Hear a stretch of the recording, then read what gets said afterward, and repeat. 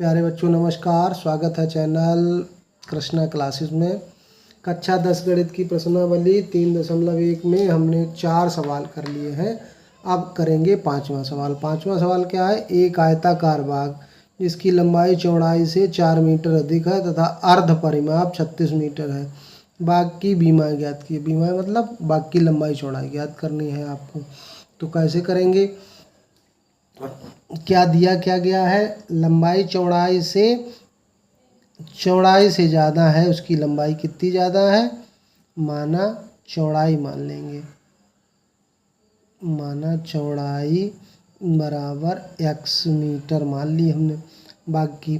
अब बाग की लंबाई कितनी हो गई? बाग की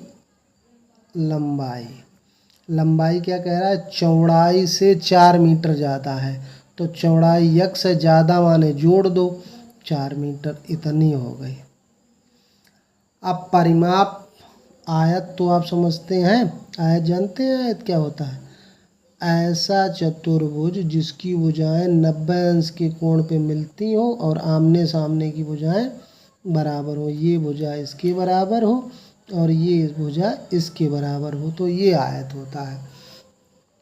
परिमाप क्या होती? चारों भुजाओं की माप। तो अर्ध परिमाप मतलब आधी माप। अर्ध परिमाप पूरी परिमाप में क्या होगा? एक बार लंबाई, फिर एक बार चौड़ाई, फिर एक बार और लंबाई, फिर एक बार चौड़ाई, मतलब 2 बार लंबाई 2 बार चौड़ाई। और आधी परिमाप में एक बार लंबाई और एक बार चौड़ाई, इनको जोड़ो, ये अर्ध परिमाप। अर्ध परिमाप कितना दिया है? 36 मीटर। लंबाई कितनी हमने मान रखी है? x + 4। चौड़ाई कितनी है? x।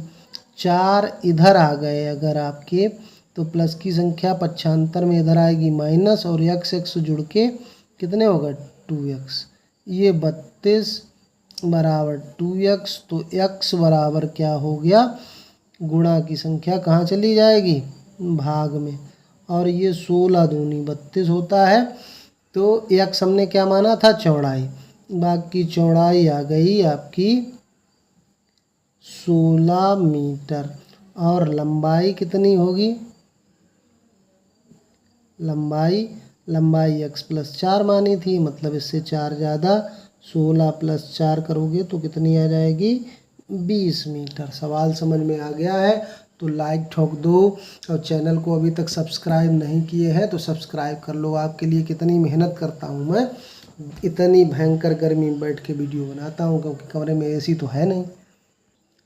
पांचवा सवाल है, एक रैखिक समीकरण दिया गया है, 2 चरों में एक ऐसी और रैखिक समीकरण लिखिए ताकि प्राप्त त्रिभुज का ज्यामितीय निरूपण जैसा कि प्रतिच्छेद करती रेखाएं हों, समांतर रेखाएं हों, संपाती रेखाएं हों। मतलब जो 3 कंडीशन बताई गई हैं, उन तीनों कंडीशन को संतुष्ट करती हुई एक एक समीकरण लिखनी है। तो ये समीकरण दी गई है। अब आपको मान लो प्रतिच्छेदी लिखनी है, प्रतिच्छेदी रेखाएं। प्रतिच्छेदी में आपको पता है कि a1/a2 b1/b2 के बराबर नहीं होता है, तो क्या कर दो? गुणांकी बदल दो। 3x + 2y - 9 बराबर 0, कुछ भी कर दो।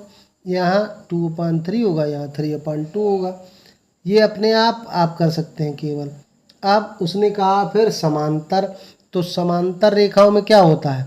समांतर रेखाएं भी होती हैं जिनमें a1/a2 b1/b2 तो एक जैसा हो, यानी कि यहाँ पे आप 4 भी कर सकते हैं, 6 भी कर सकते हैं, दूना कर दिया 1/2 लेकिन ये बराबर नहीं होगा, तो कोई हल नहीं, तो इसी को तो समांतर बोलते हैं। और नंबर 3, संपाती रेखाएं। संपाती रेखाओं में हर चीज़ बराबर होती है। अगर जैसे यहाँ 3 का गुणा कर दें या 2 का गुणा कर दें, 3 का गुणा कर रहे हैं, 3 दूनी 6, 3 तिया 9 और 8 तिया 24, बिल्कुल वही समीकरण रहे, पूरे में गुणा करेंगे तो बस ये हो गया। पहले रेखा में क्या करना है आपको? A1 बटे A2 B1 बटे B2 बराबर नहीं रखने। इस समीकरण के अलावा भी कई समीकरण आप लिख सकते हैं। यहाँ पे समांतर रेखाओं में क्या होता है, A1 बटे A2 बराबर B1 बटे B2 does not equal to C1 बटे C2। यहाँ पे भी कई समीकरण आप लिख सकते हैं। और संपाती रेखाओं में बिल्कुल तीनों चीज़ें आपस में बराबर होती हैं। 2 तिया 6, 3 त्रिका 9, 8 तिया 24, 1/3 1/3 सबका अनुपात आएगा। ये तीनों बराबर है तो संपाती रेखाएं हो जाएंगी।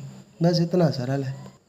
7वां सवाल क्या कह रहा है, समीकरण, 2 समीकरण दिए गए, इनका ग्राफ खींचिए और इनसे जो ग्राफ मिले उसमें एक्स अक्ष को और शामिल कर लीजिए। उन रेखाओं से बने त्रिभुज के शीर्षों के निर्देशांक ज्ञात कीजिए और त्रिभुजाकार पटल को छायांकित कीजिए। ये करना है, पहले ग्राफ खींचना है और एक्स अक्ष को शामिल करते हुए त्रिभुज। तो ये रेखाएं दी गई हैं आपकी, 2 रेखाएं। अगर इनको हम हल करेंगे, जैसे इस माइनस को, ये माइनस का वाई है, इधर कर दें तो प्लस का हो जाएगा। तो वाई बराबर क्या हो जाएगा, एक्स प्लस 1।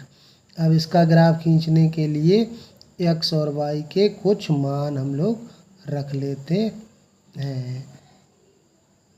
एक्स और वाई के कुछ मान रख लेंगे, एक्स और वाई। एक्स का मान अगर हम लोग 1 रखते हैं तो वाई का मान कितना आ जाएगा, एक्स की जगह 1 रखो तो 1 में 1 जोड़ दोगे तो 2 आ जाएगा। -1 रख दो एक्स का मान तो वाई का मान 0 आ जाएगा। एक्स का मान 0 रख दो तो वाई का मान कितना आ जाएगा, 1 आ जाएगा।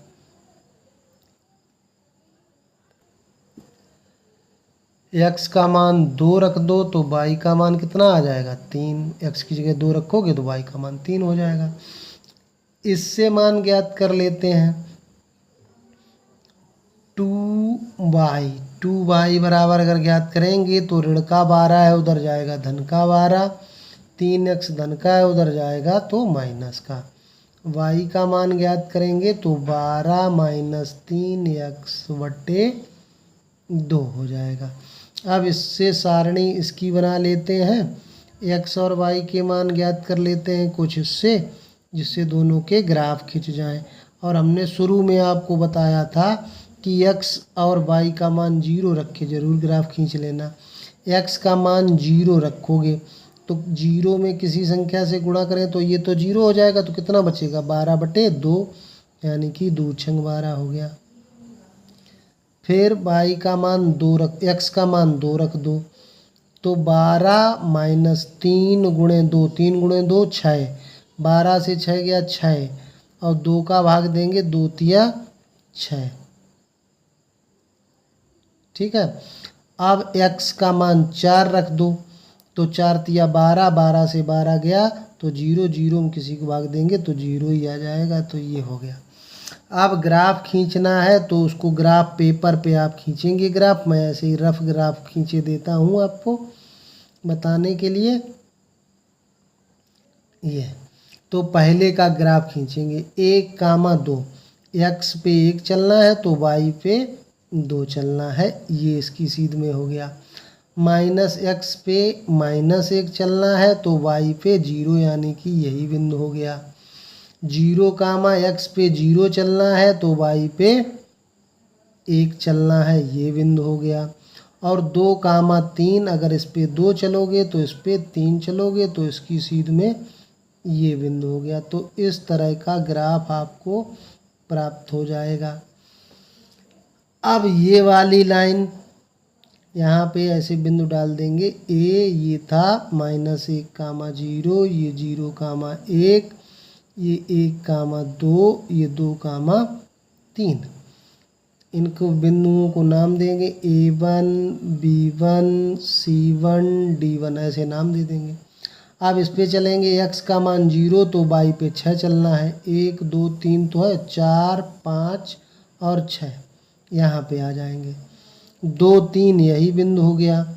4, 0, 3 और 4, तो ये ऐसा प्राप्त हो जाएगा आपको ग्राफ। यहाँ पे 4 मान लो, यहाँ पे 4, 0, यहाँ पे 2, D1 हो गया, ये 2, 3 और ये A1 है।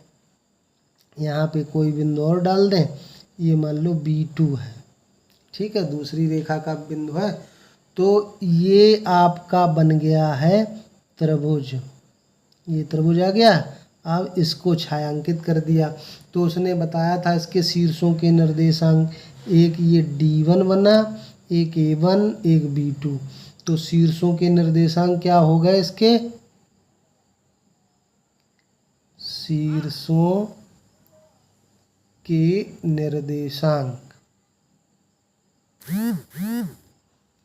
एक तो हो गया A1 माइनस 1,0, दूसरा B2 हो गया 4,0 और तीसरा D1 हो गया 2,3। तो बस ये हमको प्राप्त हो गया सारा। ग्राफ बनाते ही सब उत्तर मिल जाएंगे आपको। तो इस तरह से आपकी ये एक्सरसाइज समाप्त होती है। वीडियो को लाइक करना, चैनल को सब्सक्राइब करना मत भूलना।